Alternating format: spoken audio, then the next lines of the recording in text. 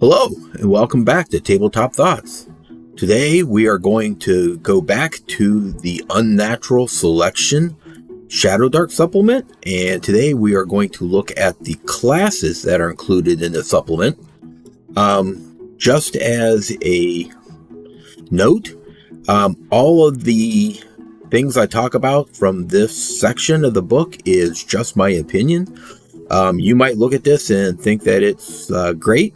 From what I saw, looking at these, I have one that I think is awful, one that is overpowered, one that is bad, two that are okay, and one that I think is a little interesting. So we will start off with the Beastmaster. As you see here from the description, its limbs and mouth contort and crack as bone and jaws rearrange themselves. So this class, it looks like they only get missile weapons as their weapon proficiency because as you look at the talents that are included, one of them is their beast attack. So it looks like you will pick a type of beast, and there are some listed on here. I'll show you the second page. There's 4 different beasts that are listed. So you will pick one of them and you will get an attack based on the animal you select. You do get some, since you're not allowed to use any armor, you do get some added benefit to your AC based on your con modifier, if it's positive. And then once a day, you can take the shape of the beast that you have selected for 3 rounds. And you get their statistics, their attacks, and their abilities, and you still need light to see.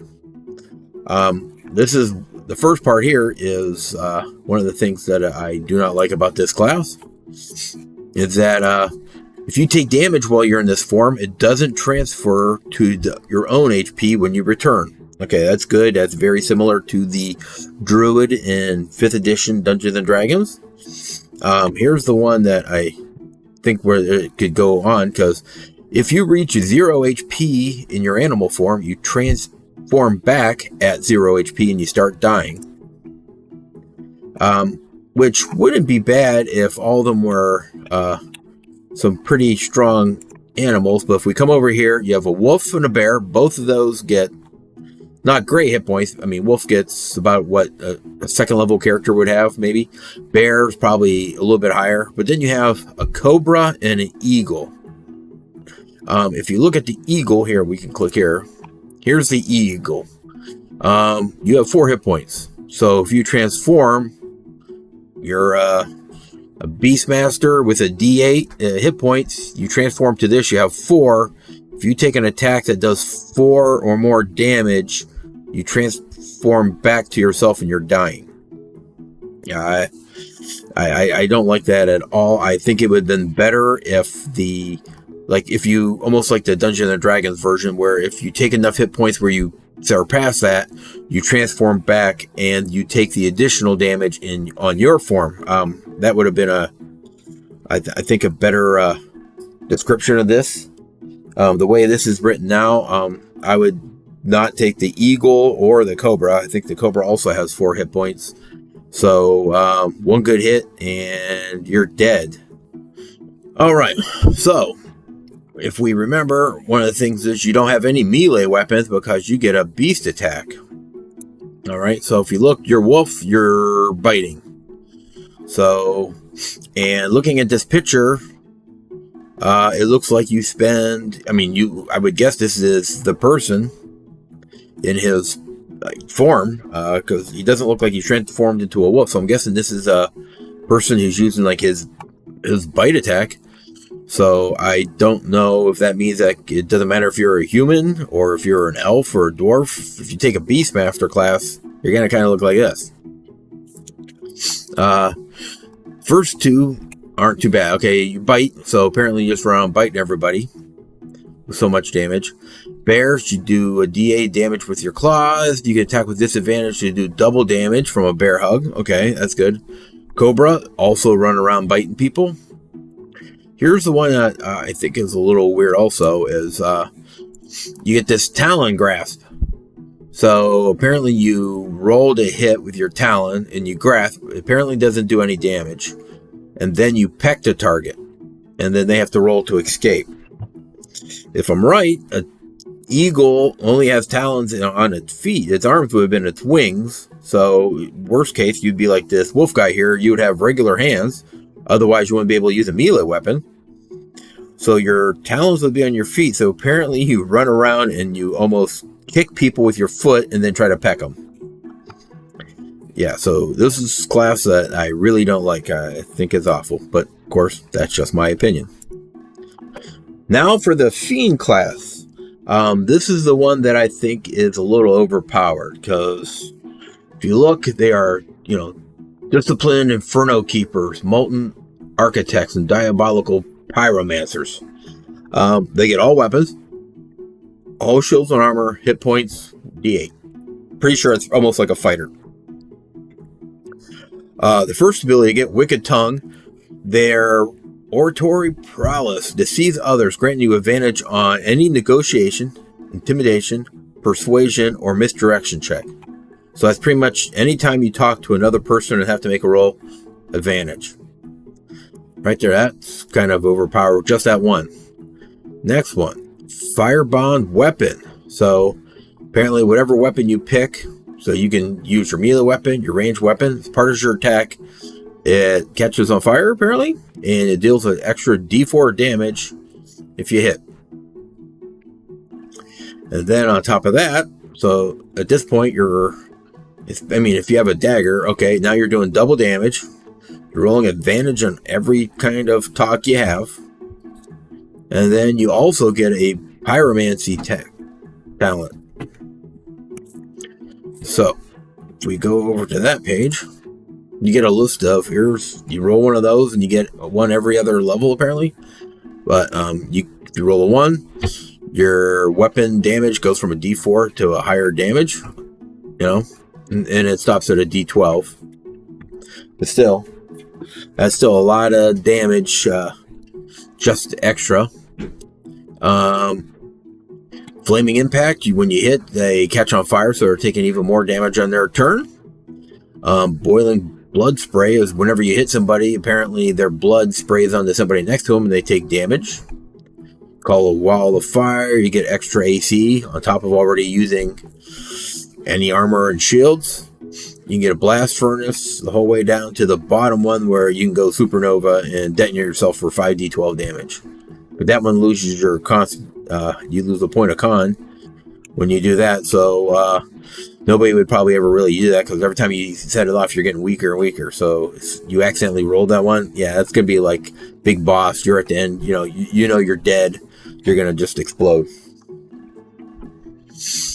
So, looking at this class, I would definitely say this one is overpowered. Just the fact that you get advantage on talking to anybody. You almost do double damage because your sword's on fire, and then you get an extra talent on top of that. Grave Warden. This one I think is okay. I mean, it doesn't seem too overpowered. You don't get a lot of weapons. You get a weaker armor, about the hit points of a wizard and stuff like that. You can cast your spells through your Sai, which, okay, so apparently it's not for an attack. This would be like if you had a touch spell, so I don't know what you gain by using it through your, besides this +1, so you're going to hit people with your Sai just to do your, get that +1. This talent is, I think, is pretty cool that you can claim undead, so you can take control of undead that's around. Okay, that kind of fits the theme of this class. And then you become a spellcaster. And later in another video, we will look at the different spells to see how they come out. But they're nothing drastic. This is a okay class. The Ovate. You get an animal talent. It reminds me of almost like you're a spellcaster, like a druid, but you have the animal companion and training animals, almost like a ranger, like what you think about like Drift and having a animal companion. So it's kind of like that. It's kind of a fit for these two. This isn't too bad because you start with a a 0 level non-insect companion like a fox, owl. So you're gonna have like a little guy. He might be able to, go ahead, scout, like, hey, run down there. Like if you have an owl, fly ahead, see if you see anything over there, come back. Okay, little things like that. Not a big problem. It's something that you can role play in. Calm animal. So something I noticed when you look at the bestiarity of these books, I don't think they call out anything like they don't have like in Dungeons and Dragons where there's aberration or a monstrosity or a beast. They had class humanoid. They don't have anything here, so I guess it would be up to the GM to determine what counts as pacify a natural animal. So are we talking just like deer and bears and stuff like that? Because if your world naturally has dragons, would a dragon be considered a natural animal since it is naturally occurring? That would be something you'd have to get ruling from your game master. Then you get to train an animal, and you can use him as a companion, and then you get spells. So this one isn't too bad. The animal companions aren't overpowered. You can't have anything more than your level, so they can't see you drill. So if you're level 1, you're gonna have a level 1 companion. It's not gonna have a whole lot of hit points, pretty much like you, but you can kind of have a character has a friend along with them. That might be okay. Plague Doctor. This one is slightly interesting. That you get a few weapons, leather armor, a little bit more hit points than withered and stuff like that, but you can make elixir. So you roll. There's a table on the next page that has different elixirs and how hard it is to make them. If you insert one into your mask, you can just use it. So inhale 1 pre-made herbal elixir from your mask for immediate infusion. Lasts all day. Fires on use. So you could make an elixir, stick it up there. You'll see there's some like for healing and stuff like that. This one's a little weird, but once a day you can bewitch an insect to automatically deliver an injure elixir to a target within the air. So you can kind of get a automatic hit by using a bug. Okay. And then elixirs, as we see, here's all the different ones you can craft. And you can see they go, lower DC up, and apparently you can craft them. And here's how they're used. So if you're modifying, if you're using it for your mask, easier to make. If it's something that just needs to be inhaled, that covers a near area and lingers for a second, it's a little bit harder to make. So that would be like, hey, I'm going to make a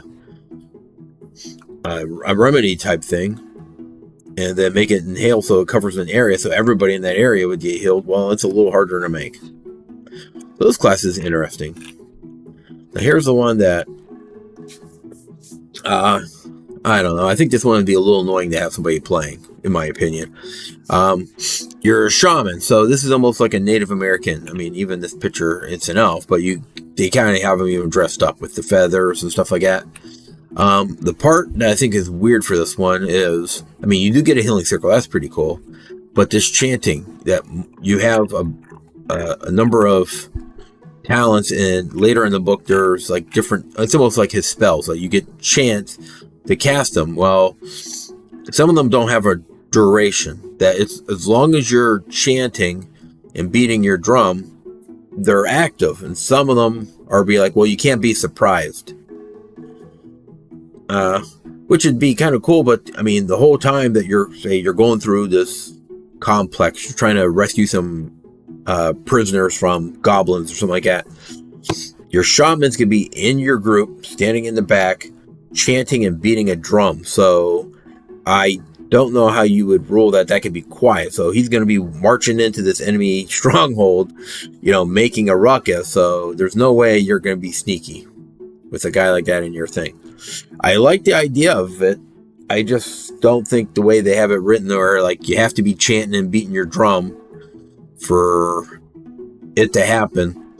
Now, there might have been some things like in a battle where everybody knows you're fighting, so you could be beating it, and that would be someone. But some of them are like, it helps you as you're exploring in that. Well, that kind of defeats the purpose of being quiet if you have this guy in your group who's just beating a drum and chanting behind you. So that comes to the end of the classes. That's what I think of them. Again, that is only my opinion. Thanks for watching. If you enjoyed this, check out the next video right here. It's packed with more great content. And as always, keep on gaming.